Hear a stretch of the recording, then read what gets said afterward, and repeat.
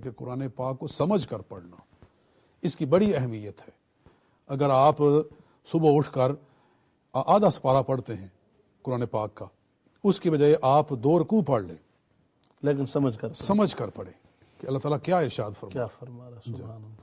اور اس میں ساتھ اس کا حاشیہ پڑھیں، اور یہ بھی دیکھیں کہ ترجمہ کس کا لکھا۔ ذرا اس کا بھی تھوڑا سا دھیان رکھنا چاہیے کہ اس مسئلے میں بھی غفلت نہ برتیں، کہ کیونکہ ترجمے تو منکرین ختم نبوت کے بھی بازار میں آ گئے ہیں، اور بھی جو صحابہ کرام کو برا بلا کہتے ہیں ان کے بھی آ گئے ہیں۔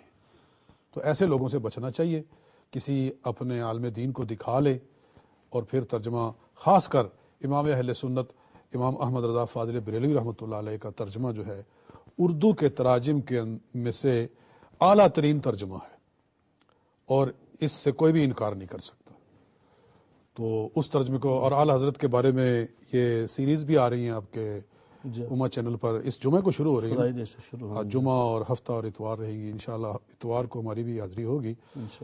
تو قرآن پاک کو سمجھ کر پڑھنے سے اس کی برکت ہی کچھ اور ہو جاتی ہے۔ میں نے ایک کتاب پڑھی ہے کہ ہم مسلمان کیوں ہوئے، یہ اردو میں کتاب ہے، اس میں دنیا کے 90 عظیم نو مسلمز کے حالات اور ان کے انٹرویوز اور ان کے اسلام لانے کی وجوہ وہ لکھی ہیں۔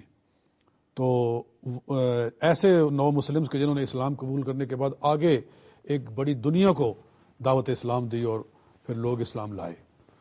تو میں نے یہ ججمنٹ کیا کہ ان میں سے اکثر قرآن پاک کو پڑھنے سے مسلمان ہوئے ہیں، سبحان اللہ، یعنی قرآن پاک انہوں نے سمجھ کر پڑھا۔ تو اس سے آپ اندازہ کریں کہ اگر کافر کو سمجھ کر پڑھنے سے اتنا اس کے اندر انقلاب آتا ہے، تو مومن سمجھ کر پڑھے گا تو پھر کیا صورتحال پیدا ہوگی۔ تو یہ میں آخر میں یہ عرض کرنا